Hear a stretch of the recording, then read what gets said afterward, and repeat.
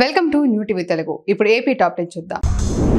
హంద్రనీవా కాలువ లైనింగ్ పనులు ఆపాలని గ్రామాల వారీగా పాదయాత్ర చేస్తామని వైసీపీ మాజీ ఎమ్మెల్యే తోపుదుర్తి ప్రకాష్ రెడ్డి పేర్కొన్నారు. ఆయన మాట్లాడుతూ హంద్రనీవా లైనింగ్ పనులు ఆపకపోతే భూగర్భ జలాలు తగ్గిపోయి బోరు బావులు ఎండిపోతాయన్నారు. రైతులు వలస వెళ్లే పరిస్థితి వస్తుందన్నారు. కూటమి ప్రభుత్వం రైతుల పట్ల శ్రద్ధ వహించాలని కోరారు.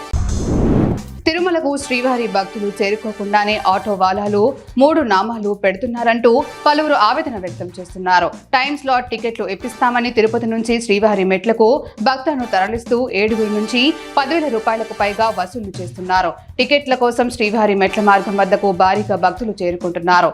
ఆటో వాలాలు ఇదే అదనుగా భావించి మోసం చేస్తున్నారంటూ పలువురు మండిపడుతున్నారు. నర్సీపట్నం న్యాయస్థానం ఆవరణలో వివిధ శాఖల అధికారులతో న్యాయమూర్తి పి షియాజ్ ఖాన్ సమావేశమయ్యారు. ఈ సందర్భంగా ఆయన మాట్లాడుతూ వచ్చే నెలలో జరగబోయే జాతీయ లోక్ అదాలత్ కార్యక్రమం విజయవంతం చేయాలని పిలుపునిచ్చారు. ప్రజలలో అవగాహన కల్పించాలని పేర్కొన్నారు. లోక్ అదాలత్ ద్వారా కక్షదారులకు సహాయం, డబ్బు ఆదా అవుతాయని పేర్కొన్నారు. డీఎస్పీ శ్రీనివాసరావు పాల్గొన్నారు. నర్సీపట్నంలో రోటరీ క్లబ్ 120 ఆవిర్భావ దినోత్సవం వేడుకలను పురస్కరించుకొని ప్రపంచ శాంతి ర్యాలీ నిర్వహించారు. ఈ కార్యక్రమంలో rotary club past governor Ravuri Venkata Subbarao Datta పాల్గొన్నారు. ఈ సందర్భంగా ఆయన మాట్లాడుతూ రోటరీ క్లబ్ సమాజానికి చేస్తున్న సేవలను వివరించారు. రోటరీ క్లబ్ ప్రెసిడెంట్ కొండల రాయుడు, సెక్రటరీ పెనుగొండ రమేష్, ట్రెజరర్ సుత్తాపల్లి శ్రవణ్ పాల్గొన్నారు.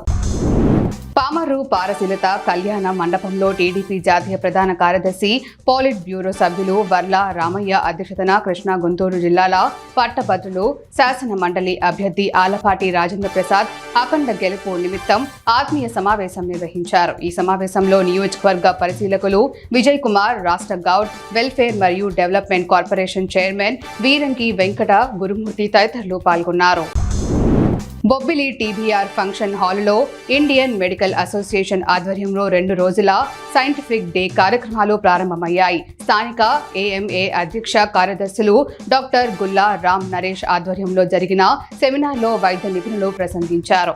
అజెండా అండ్ ఎగ్జిక్యూట్ ఎంఐ అనే అంశంపై తమ అనుభవాలను వివరించారు. గుండె ఆరోగ్యానికి సంబంధించి ప్రతి ఒక్కరూ కనీస పరిజ్ఞానాన్ని కలిగి ఉండటం చాలా అవసరమన్నారు. లారీ నిలిచిపోవడంతో ట్రాఫిక్ కు అంతరాయం కలిగిన ఘటన ధర్మవరంలో చోటు చేసుకుంది. స్థానికులు తెలిపిన వివరాల మేరకు ధర్మవరంలోని కళాజ్యోతి సర్కిల్లో గల అంబేద్కర్ విగ్రహం వద్ద సాయంత్రం లారీ నిలిచిపోవడంతో ట్రాఫిక్ అంతరాయం కలిగింది. అనంతరం పోలీసులు ఘటనా స్థలానికి చేరుకొని ద్విచక్ర వాహనదారులకు మరో మార్గం ద్వారా వారి ప్రయాణాన్ని సాగించేలా చేశారు. ఏపీ డిప్యూటీ సీఎం జనసేన అధినేత పవన్ కళ్యాణ్ పై సోషల్ మాధ్యమాల్లో అసభ్యకర పోస్టులు చేస్తున్న వారిపై చర్యలు తీసుకోవాలని జనసేన పార్టీ నాయకులు చీరాల 1 టౌన్ సీఐ శ్రీనివాసరావుకు ఫిర్యాదు చేశారు. ప్రజాసేవల్లో ముందుంటూ నిరంతరం శ్రమిస్తూ ఉన్నతమైన స్థానంలో ఉన్న వ్యక్తిపై అసభ్య పోస్టులు చేయడం హేయమన్నారు. సంబంధిత ఆధారాలను పోలీసులకు అందజేశారు. కనిగిరి ఆర్టీసీ డిపో నుండి మహాశివరాత్రి పర్వదినాన్ని పురస్కరించుకొని వివిధ శైవ క్షేత్రాలకు 40 ప్రత్యేక ఆర్టీసీ బస్సులు నడుపుతున్నట్లుగా డిపో మేనేజర్ సయానా బేగం తెలిపారు. మిట్టపాలెంలో ఆమె మీడియాతో మాట్లాడుతూ కనిగిరి నియోజకవర్గంలోని మిట్టపాలెం, భైరవకోన, శ్రీశైలం పుణ్యక్షేత్రాలకు ఈ ప్రత్యేక బస్సులు నడుపుతున్నామన్నారు. గత ఏడాది 35 బస్సులను ఏర్పాటు చేయగా ఈ ఏడాది 40 బస్సులను ఏర్పాటు చేశామన్నారు. నరసన్నపేట నడిబొడ్డున బోర్డు బంగ్లా ఆక్రమణలపై ఎమ్మెల్యే బగ్గు రమణమూర్తి స్పందించారు. నరసన్నపేట టీడీపీ కార్యాలయంలో ఆయన మాట్లాడుతూ పూర్వం నుంచి మండల పరిషత్ ఆధీనంలో ఈ బంగ్లా ఉండేదని అన్నారు. తప్పుడు పత్రాలు సృష్టించి ఒక రెవెన్యూ అధికారి మద్దతు పలకటంతో ఆక్రమణకు కబ్జాదారులు ప్రయత్నించారు. దీనిపై ఇప్పటికే జిల్లా కలెక్టర్కు ఫిర్యాదు చేశామన్నారు. ఈ కబ్జాను అడ్డుకుంటామని ఆయన స్పష్టం చేశారు.